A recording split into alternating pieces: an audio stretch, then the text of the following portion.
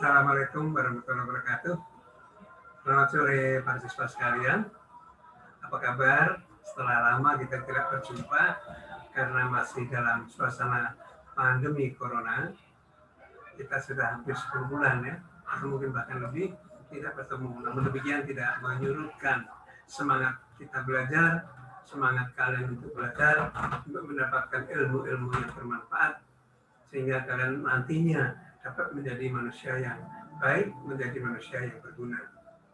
Para siswa sekalian yang kami cintai, jangan lupa tadi Bapak menggunakan masker, kemudian sebelumnya kalian juga rajin untuk mencuci tangan, kemudian menghindari berbagai macam kerumunan, agar kita selalu dalam posisi kurang untuk terkontaminasi ya, tercemar dengan kuman ataupun bakteri atau bahkan virus yang tidak kasat mata atau tidak kelihatan, sehingga bakal bisa mengkontaminasi kita sehingga kita mendapatkan penyakit-penyakit serius.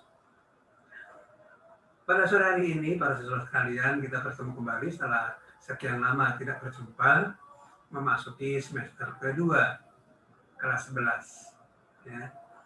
Tentunya kita harus selalu bersyukur kepada Allah Subhanahu wa Ta'ala karena rahmat, hidayah, dan inayahnya, maka kita semua masih diberi kesempatan, diberi kesehatan, kalian juga dapat berkumpul bersama keluarga, bersama orang tua dan saudara-saudara untuk dapat mengikuti kehidupan ini dengan sebaik-baiknya. Dan salah satunya kehidupan kalian adalah sebagai seorang pelajar atau siswa yang menerima pelajaran pada mulai minggu-minggu ini. Seyogianya kita akan tatap muka, namun karena berbagai pertimbangan, maka proses tatap muka itu tidak dapat dilangsungkan dengan sebaik-baiknya. Hingga kita harus daring online lagi. Namun tidak menyurutkan ya, keinginan dan semangat kita untuk menambah ilmu dan pengetahuan. Pada pertemuan sore hari ini, Bapak akan menjelaskan atau kalian juga akan bersama-sama dengan Bapak mengikuti tentang pokok bahasan sistem pernapasan atau sistem respirasi. Pernapasan itu seperti yang kalian pahami adalah satu istilah yang sangat umum, bernapas.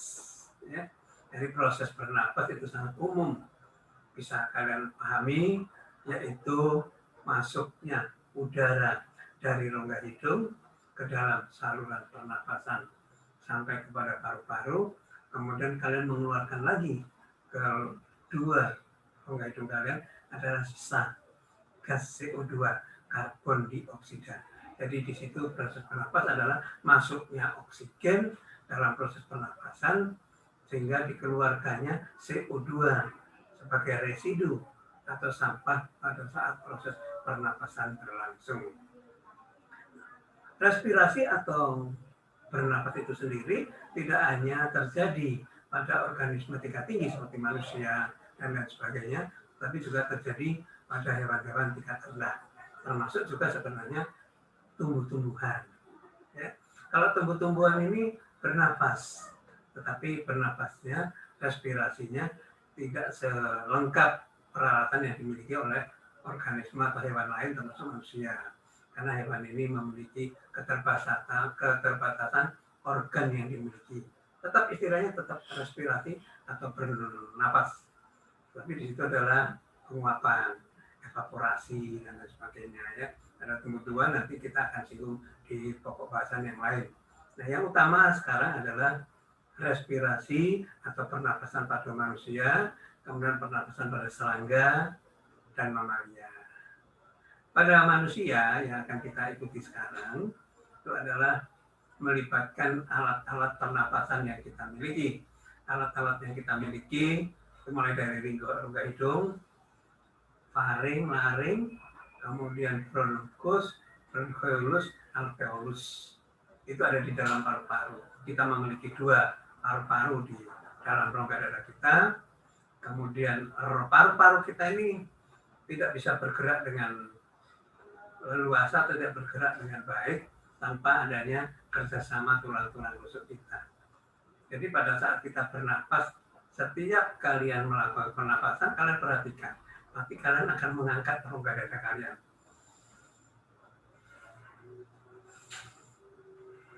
Nah, yang kalian gerakkan hanya rongga, tulang rusuk. Rongga dada yang ada tulang rusuknya dengan tulang belakang. Nah, di situ ada rongganya, di dalamnya berisi paru-paru yang berjumlah 2, kemudian ada limpa, kemudian ada jantung, kemudian ada usus-ususan di bawahnya dan seterusnya. Itu yang mengisi rongga tubuh kita. Nah, salah satunya dari yang mengisi rongga kita saat ini adalah mengenai paru-paru, ya, pleura, ya. Nah, paru-paru atau pleura inilah sebagai sumber yang bisa mengatur keluar masuknya udara di dalam tubuh kita. Mengapa harus ada udara yang masuk? Ada sisa residu sampah yang dikeluarkan karena kita ini mengalami proses metabolisme. Metabolisme adalah hidup. Di dalam hidup itu ada proses yang namanya pembakaran. Ya. Jadi di dalam sel-sel tubuh kita itu terjadi proses pembakaran. Yang dibakar adalah senyawa-senyawa yang organik yang ada di dalam tubuh kita untuk menghasilkan energi. Nah, energi itulah dipergunakan untuk kita beraktivitas.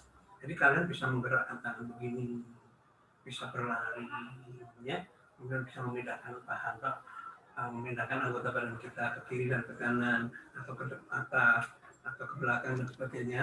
Itu karena kalian memiliki tenaga. Nah, tenaga energi itu berasal dari makanan. Makanan itu kan ada di dalam tubuh kita, ada di luar tubuh kita, baru kita masukkan melalui rongga mulut pada waktu proses makan, kan. Nah, setelah itu kan baru di proses pencerna. Setelah dicerna dihasilkan zat-zat yang berguna oleh tubuh kita. Namun untuk menghasilkan itu semua ada energi yang harus digunakan sehingga proses pembakaran di dalam tubuh kita itu menjadi sempurna. Nah, yang membantu pembakaran itu adalah udara melalui pernapasan. Jadi udara itu nanti dihidupkan ke seluruh tubuh kita, dipergunakan lagi, kemudian diangkut lagi ke luar tubuh kita dalam bentuk sampah yang membawa zat-zat beracun, ya, karbon, monoksida dan sebagainya, sehingga bisa keluar dari tubuh kita. Akhirnya kita terhindar dari segala macam gangguan pernapasan dan gangguan metabolisme. Nah, sedangkan alat-alat yang melibatkan proses pernapasan tadi yang sudah saya sebutkan nanti akan ditayangkan melalui gambar sehingga kalian lebih jelas posisi alat-alat pernapasan itu di dalam rongga dada kalian. Nah, untuk menayangkannya Pak Yoga dibantu oleh Pak Ardi agar kalian lebih dapat memahami alat-alat atau organ-organ yang menyusun saluran pernapasan itu sendiri. Kita lihat tayangannya.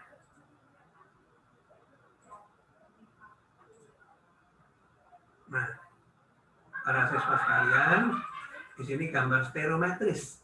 Stereometris itu gambaran sederhana dari tubuh kita yang di dalamnya berisi paru-paru. Nah, organ paru-paru, termasuk di atas itu ada rongga mulut dan sebagainya. Inilah yang melengkapi daripada alat-alat yang mengatur sistem pernapasan di dalam tubuh kamu. Yang pertama itu ada hidung. Ya, ada rongga hidung. Nah, di dalam rongga hidung itu sebenarnya kalau kita amati ada yang namanya rambut, ya, rambut bukan bulu ya, tapi rambut yang ada di dua lubang saluran hidung kalian yang fungsinya adalah untuk menyaring udara yang masuk sehingga udara yang masuk itu sampai ke paru-paru nanti posisinya dalam keadaan yang benar-benar bersih, terhindar dari segala macam hal-hal yang membahayakan paru-paru kalian, debu dan lain sebagainya, kuman dan lain sebagainya, sehingga di dalam rongga hidung itu seringkali ada kotoran.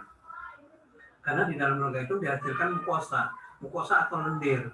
Di mana lendir itu fungsinya memang untuk menangkap benda-benda yang berbahaya, termasuk kuman, bakteri dan sebagainya, sehingga tidak masuk ke dalam rongga paru-paru. Makanya rongga hidung kalian itu cenderung basah. Nah, kemudian basah kemudian dihangatkan. Nah, dihangatkan itu baru udaranya hangat masuk ke dalam paru-paru. Sehingga suhu tubuh di paru-paru itu suhu udaranya itu sama dengan suhu tubuh kita sekitar 36 sampai 37,5 derajat Celcius sehingga paru-paru kita hangat. Nah, ini udara yang masuk ke dalam rongga hidung. Kemudian dari rongga hidung itu ada yang disebut dengan paring. Nah, paring itu adalah kalau kamu mengatakan anak teka, ya, kalau kamu melebarkan rongga mulutnya, nanti di dalam itu kalian kelihatan ada, ya, ada seperti daging tumbuh kecil itu ya. Nah, itu tekak yang namanya itu. Nah, itu yang epiglotis kalau bahasa biologinya itu epiglotis. Di mana epiglotis itu fungsinya adalah menutup saat kalian bernapas, menutup kerongkongan. Tapi kalau saat kalian makan, dia akan menutup saluran pernapasan, gitu ya, sehingga kalian tidak tersedak. Itu gunanya daripada faring. Kemudian ke bawah lagi itu ada laring. Laring itu yang ada di leher. Leher itu yang menghubungkan antara faring dengan nanti trakea. Kemudian turun sedikit lagi, itu di sini ini ada yang namanya trakea. Nah, trakea ini kalau orang-orang yang memiliki kelainan gangguan pernapasan, misalnya terlalu banyak merokok dan sebagainya, maka alveolusnya itu terbungkus oleh senyawa-senyawa kimia yang tidak bermanfaat, sehingga saluran paru-parunya itu terganggu, maka trakeanya ini yang dilobangi. Ya, dilobangi oleh dokter, kemudian bernapasnya dengan menggunakan trakea itu. Nah, kemudian turun ke bawah lagi, itu ada yang namanya bronkus. Bronkus itu cabang tenggorok di dalam paru-paru, sehingga dia akan menghubungkan saluran yang membawa oksigen masuk ke dalam paru-paru. Itu bronkusnya. Bronkusnya bercabang-cabang, menyebar di paru-paru sebelah kiri dan sebelah kanan. Kemudian bronkus itu sendiri nanti akan bersabang menjadi jaringan yang lebih kecil, membentuk bronchiolus. Nah, bronchiolus itu adalah jaringan yang lebih kecil daripada bronkus, saluran-saluran yang menghubungkan setiap rongga paru-paru sehingga udara itu menjadi lebih banyak. Nah, di dalam bronchiolus nanti diakhiri dengan yang namanya alveolus atau gelembung udara paru-paru. Gelembung udara paru-paru inilah yang sebagai muara utama berakhirnya oksigen yang masuk dari rongga mulut sampai ke dalam paru-paru, kemudian baru diedarkan melalui jaringan pembuluh darah untuk diedarkan ke seluruh tubuh. Nah, di situ ada gambaran yang namanya diafragma. Diafragma ini adalah lapisan selaput pembungkus yang menghubungkan antara rongga dada, di dalam isinya ada paru-paru dengan rongga perut. Nah, untuk bernapas itu kalian hanya memainkan diafragma. Apabila kalian diafragmanya ke atas, bergerak ke atas, diafragmanya berkontraksi, maka rongga paru-parunya menyempit, maka udara itu akan keluar dari tubuh kalian, itu yang disebut dengan udara kotor atau CO2. Kemudian kalau diafragmanya itu relaksasi, mendatar, maka udara itu akan masuk dengan otomatis. Demikian tadi, proses udara keluar dan masuknya hanya digerakkan oleh diafragma dan tulang rusuk. Begitu ya, para siswa sekalian. Ini gambaran sederhana tentang alat-alat yang menyusun saluran pernapasan. Nah, nanti kalian bisa mencari informasi lebih banyak lagi di dalam googling atau di dalam YouTube. Di sana ada sistem pernapasan pada manusia. Kalian akan menemukan berbagai macam hal-hal yang berhubungan dengan pernapasan manusia, termasuk gangguan alat-alat pernapasan, dan lain sebagainya dengan lebih jelas. Dari penjelasan yang Pak Indra ini, kalian lengkapi nanti dengan membuka sendiri YouTube ataupun internet ataupun Google, sehingga kalian mendapatkan informasi yang lebih sempurna. Para siswa sekalian yang saya cintai, dalam proses pernapasan ini, ya, nanti kita akan ikuti tayangan gambar yang kedua, dibantu oleh Pak Ardi, untuk melengkapi keterangan gambar yang tadi Bapak sebutkan tentang alat-alat utama, ya, alat-alat utama yang membantu proses pernapasan pada manusia adalah hidung, faring, laring, trakea, bronkus, bronchiolus, alveolus di dalam paru-paru, dan diafragma yang memisahkan antara rongga dada dan rongga perut. Nah, ini secara jelas bahwa alat-alat di dalam pernapasan ini melibatkan berbagai macam organ tubuh, sehingga orang dapat melakukan pernapasan dengan sebaik-baiknya. Nah, kadang-kadang di dalam kehidupan sehari-hari itu organ-organ yang menyusun daripada saluran pernapasan itu mengalami gangguan-gangguan tertentu. Misalnya di hidung ya, ada gangguan sinusitis. Sinusitis itu seperti radang, ada saluran pernapasan tetapi ada di pangkal hidung. Jadi hidungnya selalu berair, hidungnya seperti orang pilek, mengeluarkan lendir terus-menerus, tetapi lendirnya itu mengeluarkan aroma yang tidak sedap, berbau amis dan sebagainya. Nah, itu sinusitis. Ya. Ini salah satu contohnya saja. Dan kemudian nanti ada gangguan paru-parunya sendiri, terutama kalian-kalian yang merokok dengan hebat, merokok dengan bagus. Yang bagus itu aktif ya, aktif merokok dan sebagainya.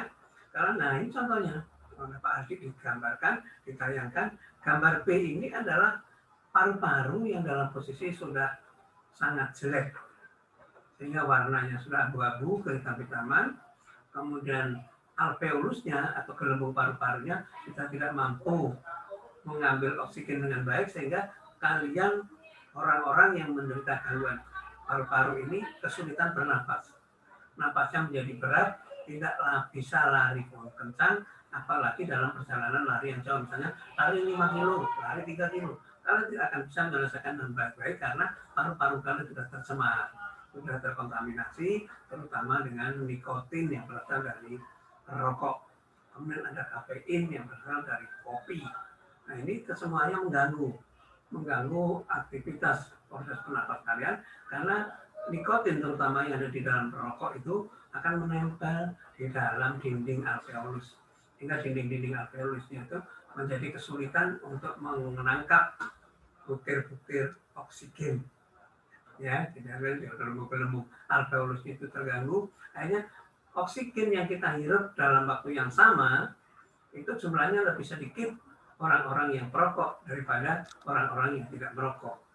Orang yang tidak merokok itu mengambil nafasnya leluasa,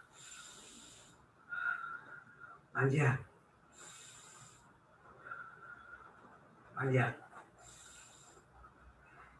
panjang kan begitu. Tapi bagi orang yang merokok begitu, karena gelembung alveolusnya itu tidak bisa menangkap oksigen dengan sempurna. Ya, ini ada gangguan pernapasan. Ada banyak gangguan-gangguan lain dalam saluran pernapasan yang nanti bisa kalian pelajari lagi dengan mengambil materi-materi dari luar selain yang dijelaskan oleh Pak Yoga tadi, itu mungkin melalui YouTube dan lain sebagainya. Ya. Kemudian para siswa sekalian, kita akan ikuti lagi tayangan yang berikutnya dibantu oleh Pak Aldi mengenai proses bernapas itu sendiri. Ya. Jadi di sini ada gambar inspirasi dan ekspirasi.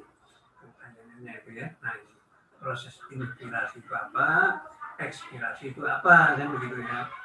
Nah, jadi dalam proses bernapas itu sendiri itu ada proses bernapas memasukkan udara bersih ke dalam tubuh kita, itu disebut dengan inspirasi. Itu udara masuk.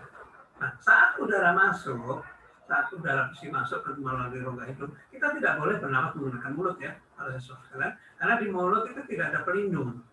Tidak ada pelindung yang bisa menyaring udara menjadi udara yang bersih dari rongga hidung sampai ke dalam paru-paru. Itu. Makanya harus melalui hidung. Selalu melalui hidung, karena di dalam hidung itu sendiri sudah dilengkapi dengan rambut-rambut, ya, rambut-rambut yang sangat halus, tidak boleh digunting itu rambutnya, tapi dikurangi boleh sedikit, itu untuk menyaring udara itu. Nah, setelah dihangatkan di dalam rongga hidung, udara akan masuk melalui tekak dan taring sampai ke paru-paru. Nah, di situ kalian hanya menggerakkan itu, di situ ada tanda panah berwarna merah. Ya. Nah, panah-panah merah itu menunjukkan bahwa saat udara masuk, kalian itu otomatis sedang menggerakkan tulang rusuk itu diangkat ke atas. Nah, tulang rusuk itu diangkat. Nah, jadi waktu kalian memasukkan udara begini, udaranya masuk begini, otomatis di dalam rongga paru-paru ini penuh sesak. Nah, saat penuh sesak itulah kalian mengangkat tulang rusuknya. Nah, tulang rusuk yang terangkat menyebabkan rongga udara di dalam dada kalian itu tekanannya menjadi lemah atau menjadi berkurang atau turun. Nah, saat tekanan udara turun, otomatis udara dari luar itu akan masuk. Nah, masuk begitu otomatis. Rongga dadanya mengembang, ya, bukan dadanya yang mengembang, tapi ruang dada yang mengembang. Ya, ruang dadanya yang mengembang, sehingga tekanan udara menjadi kecil, udara akan masuk. Nah, saat udara masuk itulah terjadi proses pertukaran udara yang bersih di dalam paru-paru, di dalam alveolusnya, di mana saat itu kalian juga mulai persiapan untuk melakukan pernapasan yang kedua. Pernapasan yang kedua adalah ekspirasi. Di mana saat ekspirasi, kalau tadi inspirasi kalian mengembangkan rongga paru-parunya, tahap kedua kalian akan menyempitkan, tulang rusuknya diturunkan. Nah, saat menurunkan ini, maka tulang rusuk di sini itu akan menekan dada kalian. Karena menekan dada kalian menyebabkan rongga dada itu menjadi sempit. Nah, rongga dada yang sempit menyebabkan tekanan udara itu menjadi lebih tinggi. Karena tekanan udara menjadi lebih tinggi, udara itu akan keluar. Nah, kalian mengeluarkan nafas. Nah, yang keluar adalah CO2. CO2 itu bersifat racun. Makanya secara otomatis luar biasa Allah ini ya, memberikan alat-alat perlengkapan di dalam tubuh kita sungguh luar biasa. Ini untuk pernapasannya sudah dilengkapi dengan tulang rusuk yang bisa bergerak. Coba kalau kamu nggak punya tulang rusuk, bagaimana memasukkan udara? Harus dipompa. Pakai pompa apa? Nggak ada pompanya kan? Nah, untuk mengeluarkan juga harus disedot. Nah, ini kalau orang terganggu, bisa dia menggunakan respirator itu. Di rumah sakit itu, alat-alat yang pakai kabel-kabel dan sebagainya, untuk orang-orang mengalami gangguan pernapasan. Itu selang-selang dan sebagainya. Nah, alhamdulillah, kalian belum ada selang-selang yang mengganggu hidup kalian, sehingga kalian masih hidup normal. Makanya pergunakanlah dengan sebaik-baiknya, rawatlah sebaik-baiknya paru-paru itu, kurangilah merokok bila mana mungkin, jangan merokok, begitu ya, anak laki-laki ini jangan merokok lagi agar paru-paru kalian itu dapat berjalan dengan baik. Nah, ini itu inspirasi. Kalau inspirasi itu begini, ekspirasi,